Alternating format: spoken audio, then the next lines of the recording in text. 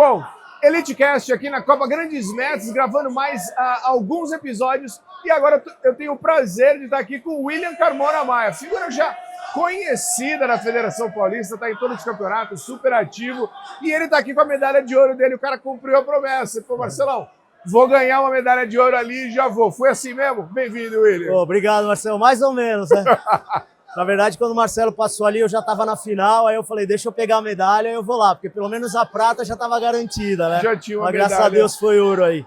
Pô, obrigado aí, prazer aí conversar com você e com a galera da federação aí. Pô. Prazerzaço. Como eu falei, você já é uma figura conhecida aqui, tá muito ativo, mas você não vive de jiu-jitsu. Você tem outra profissão, é ativo na sua profissão, super ativo na sua profissão, mas você tá sempre aqui. Explica como é que é essa relação, essa doideira de estar sempre, não só treinando, mas competindo.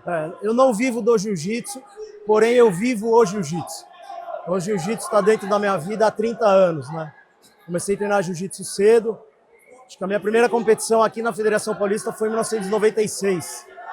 Então, eu conheço o mestre e o Fred. O Fred era criança ainda, pequenininho. Lembro ele correndo ali no Baby Barione, ajudando a montar os tatames.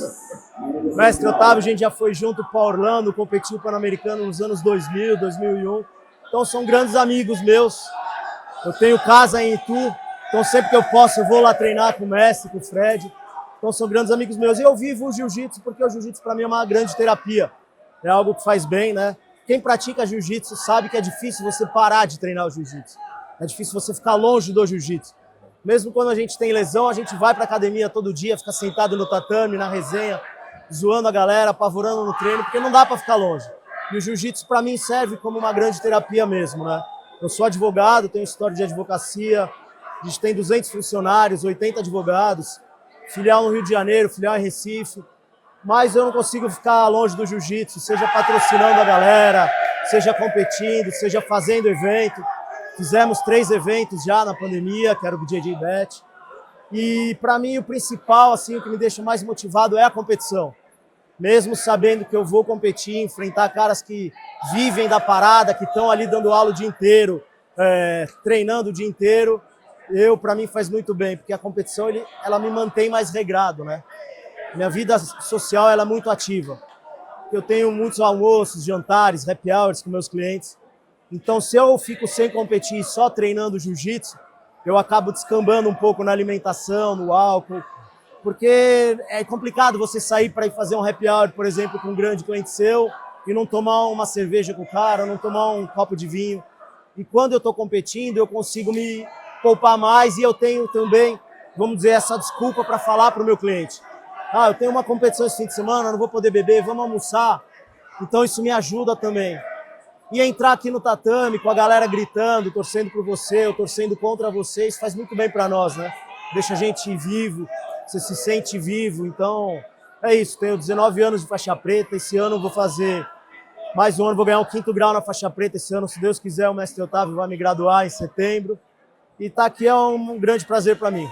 Você é a prova de que dá para conciliar uma carreira e o jiu-jitsu. Não é necessário largar do jiu-jitsu, muito menos nas competições. Você consegue conciliar tudo ali. E a gente vê muitas pessoas às vezes reclamando, falam, poxa, eu tenho um trabalho, eu não consigo ir treinar direito. Mas você tem uma vida super ativa e você dá um jeito. Você dá um jeito de continuar treinando e até competindo. Alguma coisa sofre nessa troca de, olha, eu preciso treinar? Há sacrifícios na sua vida? Sempre tem um sacrifício. Estou longe da minha família hoje, por exemplo. Final de semana eu tenho 2 filhos, minha esposa. Eles estão em casa, lá, curtindo, tendo a vida familiar. Eu estou aqui o dia inteiro. Não tem a categoria voluntário absoluto, quer dizer, sempre tem sacrifício. Eu, por conta do tempo que eu treino jiu-jitsu, por conta das minhas lesões, eu tenho 5 cirurgias ortopédicas. Eu não consigo treinar todo dia, sair na porrada todo dia. E é difícil você mentalizar isso, porque sua mente quer, né? Você quer sair na porrada todo dia, quer treinar todo dia. Então, o ano passado foi um ano de muito aprendizado para mim. Esse ano eu estou tentando colocar isso em prática, então estou pegando mais leve, estou fazendo aí treino de porrada mesmo, vamos dizer assim, 2 vezes por semana, no máximo. E as outras 3 vezes na semana eu faço drill.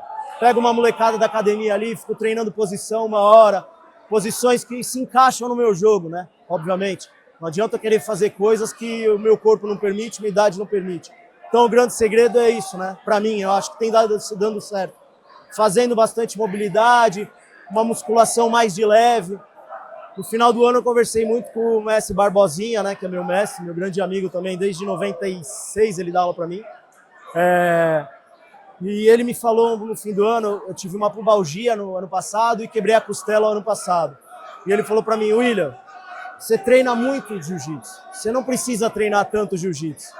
Você tem que dar um ênfase maior para a mobilidade. E o Barbosinha, para quem não sabe, ele foi da seleção brasileira de judô. Ele quase foi para as Olimpíadas de 92, né? Ele perdeu para o medalhista brasileiro nas Olimpíadas, que era o Rogério Sampaio, se não estiver enganado. E ele falou, eu tenho amigos no judô na minha idade que não podem mais treinar, William, porque estão cheios de prótese, todo ferrado. Se você não investir agora na mobilidade, vai acontecer isso com você. E isso me marcou, uma conversa que eu tive com ele ali em novembro, dezembro. Eu estava inscrito para lutar o europeu e não estava treinando.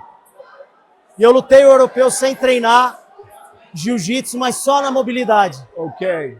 Só fazendo mobilidade, porque não é por nada, mas assim, a gente sempre lapida um pouco o jogo do jiu-jitsu, aprende uma coisinha ou outra. Mas eu acho que é difícil eu aprender algo que vai me fazer mudar o jogo nessa altura do campeonato, né? Então eu estou investindo bastante nessa questão. Você é conhecido também como um cara que é um estudioso do jiu-jitsu, é uma paixão da sua vida, mas você faz aulas particulares também, você busca sempre conhecimento, você tem uma mente aberta. Né? É importante ter essa mente aberta, aprender de diferentes fontes. Fala um pouquinho disso. Hoje em dia a gente vê mais, quando você começou não era tão comum, né? Mas a gente vê mais isso. Qual a importância disso? Cara, quando nós começamos a treinar jiu-jitsu aqui em São Paulo, existia essa barreira de que você não podia fazer um treino com alguém de outra equipe, era muita rivalidade. Nós começamos na equipe que era a Companhia Paulista, depois virou Godoy Macaco. O Barbosa entrou na Godoy Macaco, eu já treinava na Godoy Macaco. E aí ele começou a dar aula para nós, virou um grande amigo. Depois que a Godoy Macaco se separou, eu fiquei treinando junto com o Barbosa. E o Barbosa, por ter vindo do judô, ele tem uma mente mais aberta do que a galera que começou no jiu-jitsu. Então ele sempre me deu essa liberdade de eu treinar com outros professores, com outras equipes, mas sempre representando a B9 e sempre representando o Barbosa.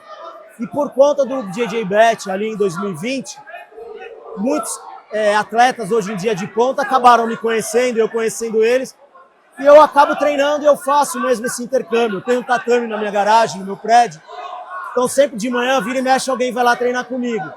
Então eu tento pegar algo de alguém que é muito bom para poder incorporar no meu treino, principalmente na competição. Eu treinei 1 ano e meio, por exemplo, meia guarda com o Celcinho Vinícius. Só. Que é o rei da meia guarda, tricampeão mundial na faixa preta. E o Barbosa sabia, me autorizava, deixava, porque eu represento o Barbosa. E é legal esse intercâmbio.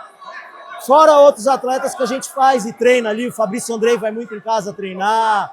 Pô, já treinei com todo mundo, treinei com o Merran bastante, com os Muniz, pô, galera da Frates ali, todo mundo hoje que tá na Frates, muitos ali são muitos amigos meus, muitos irmãos meus. O pessoal do Almeida também é legal, a gente treina. Então assim, eu tenho o pessoal da G13 que, pô, Roberto Godoy foi meu professor há muito tempo, então quer dizer, a gente tem esse intercâmbio legal. Hoje ali na final, pô, tava a galera da G13 gritando pra mim, tava o Robert Abu, do Abu Brothers, gritando pra mim, tinha uma galera ali de outra equipe gritando pra mim, tinha um cara da B9 só. Você vê, então, quer dizer, eu acho que isso faz bem pra mim também na competição, que muita gente treina e torce por mim. Faz bem em todos os aspectos, William. Eu sei que você vai lutar absoluto, a gente não vai ficar aqui muito tempo, mas você é um cara ativo no jiu-jitsu, fora também da sua competição, da sua vida pessoal do jiu-jitsu, você apoia muitos atletas. Você pode falar um pouquinho disso? É uma coisa que a gente vê muitas pessoas agradecendo, você agradecendo o seu escritório de advocacia. Você toca na vida de muitas pessoas. Fala um pouquinho do teu prazer, do teu interesse em fazer isso. Por que você faz isso? Por que você ajuda as pessoas? Cara, quando eu comecei a treinar jiu-jitsu, e ali quando eu era faixa azul, faixa roxa, eu sonhava em ser um atleta de jiu-jitsu. E eu tinha grandes dificuldades financeiras para poder pagar uma inscrição de campeonato, fazer uma viagem, né? Eu trabalhava ali também, correria, né? Eu tinha uma empresa de segurança nessa época. Abri uma empresa de segurança com 17 anos de idade. Fui emancipado pelos meus pais para abrir a empresa e tinha uma empresa que trabalhava para as casas noturnas em São Paulo. Então, eu trabalhava a noite inteira e durante o dia ia treinar jiu-jitsu para poder lutar e competir. Naquela época, o mundial era tudo no Tijuca Tênis Clube e tal. Lutei mundial ali no Tijuca da faixa azul a marrom. Lutei contra o André Galvão, lutei contra o Cyborg, lutei contra caras renomados aí. Mas eu via que não ia ter futuro ali. Seja porque, de fato, eu nunca fui um cara talentoso, eu sempre fui um cara esforçado, com vontade, mas não tinha o talento dos campeões mundiais ali na época. E eu via os campeões mundiais na época na faixa preta ali, eles já tinham uma vida regrada financeiramente falando também. Então era algo que eu vi que não ia ter um futuro financeiro bom para mim. Então quando eu estava na faixa marrom, eu resolvi me dedicar para a advocacia e mantive o jiu-jitsu como hobby. Depois de um certo tempo, quando eu tinha condição financeira de ajudar esses atletas, como um dia eu tentei ser, o que custava para mim pagar uma inscrição de campeonato, pagar uma viagem pro cara, dar uma ajuda de custo. Então sempre que eu pude, eu ajudei muito isso. E ajudava muito, principalmente a galera da minha equipe. E o tempo foi passando, e depois que eu fiz os eventos ali do BJJ Bet, principalmente o evento de faixa colorida, me deu um prazer muito grande. Foi dos 3 eventos que eu fiz, o que mais me deu prazer foi o de faixa colorida. Porque a gratidão dessa galera que está começando é diferente do que um faixa preta. E ali eu falei, cara, eu vou ajudar pessoas que não são das minhas equipes. E aí eu comecei a buscar atletas não campeões, campeões da vida. Campeões da vida. Então, errei ao longo desse caminho, patrocinei pessoas, ajudei pessoas que não deveria ter feito, que as pessoas te enganam também. Mas hoje em dia, quando eu vou ajudar, eu tenho o cuidado de conversar com o professor da pessoa, com os amigos da pessoa, sem que a pessoa saiba. Ver a pessoa em competição, como se porta. Então hoje eu acho mais importante eu ajudar uma pessoa, campeão da vida, que tem um caráter, que é um cara esforçado, ou uma menina esforçada, que é boa, que é dedicada, que é respeitosa, do que um grande campeão, mau atleta, mau caráter e etc. Então esse é o meu foco hoje. E ajudo, graças a Deus, algumas pessoas. E até porque falando do lado profissional, é uma satisfação pessoal sua, mas você está associando o nome da sua empresa, a qual você dedicou a sua vida, a essa pessoa. Essa pessoa está carregando ali no kimono, na hashguard ali, o nome da sua companhia, que é algo importante para você. Isso foi um grande ponto que você tocou, Marcelo, porque o meu escritório está no kimono de todo mundo. E 2 oportunidades eu fui procurado por pessoas falando como a sua empresa patrocina esse atleta. Esse atleta fez isso, isso, isso. E isso aconteceu com uma menina que eu patrocinava e com um menino que eu patrocinava. Acho que foi em 2021, mais ou menos, ali, 22. E dali em diante, me abriu mais a cabeça em procurar pessoas do bem. E aí eu acabo seguindo um pouco o que o mestre Barbosa fala dentro do tatame. E sempre falou, eu prefiro formar um bom ser humano do que um campeão. Então eu prefiro ajudar um bom ser humano que compete, deseja ser atleta, deseja ser campeão, do que um simples campeão. Tá aí, olha, ó, como é que ele fala? Pegou essa senha? Pegou essa senha? Cara, isso é sensacional. Você que é atleta, você que sonha em ser patrocinado, não tem nada de errado, pelo contrário, deve buscar os patrocínios mesmo, mas a importância não de ser um jogo, eu vou me portar de uma certa maneira porque eu quero um patrocínio, mas de ser uma pessoa que causa o desejo nas marcas de se associarem a você.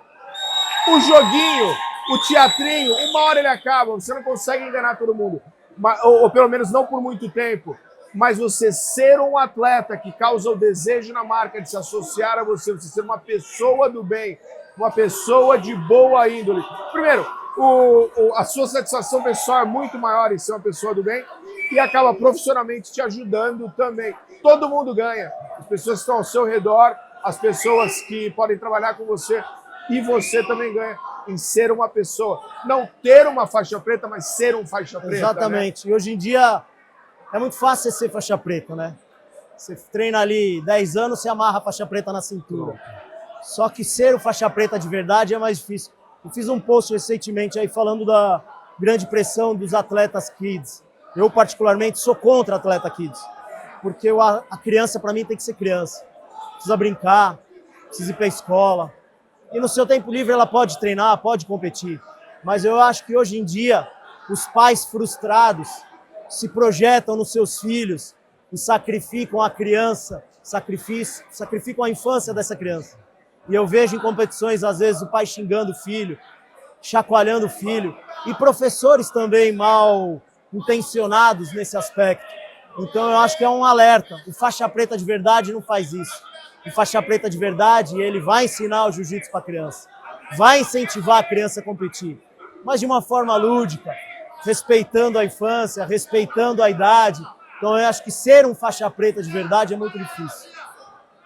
E o ser um faixa preta deve começar antes da faixa preta. Sem dúvida. Por que deixar... Ok, o faixa preta deve ter uma certa índole, uma certa conduta. Você vai ser assim quando for faixa preta? Por que não começar hoje? Exato. Por que não buscar sempre essa excelência? Né? E o jiu-jitsu agrega na vida das pessoas.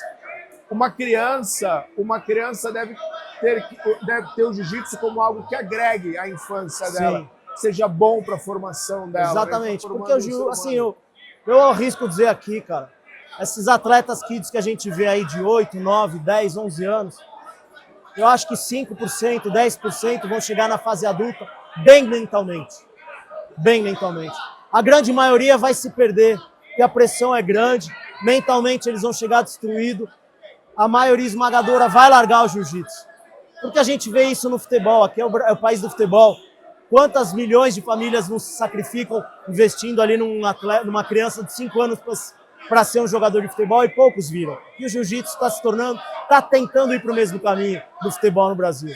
É verdade. E até os atletas que têm sucesso, de maneira alguma a gente deseja isso para eles, mas nós vemos em outras carreiras, por exemplo, as crianças que ficam famosas muito cedo na vida acabam tendo problemas seríssimos por conta da pressão e da opinião pública, tendo problemas seríssimos na sua adolescência e na sua juventude. É isso. Que isso não aconteça com as nossas crianças, Amém. Que os nossos professores tenham essa consciência de construir um ser humano forte que possa agregar para a sociedade, né, William? É isso aí. É isso aí.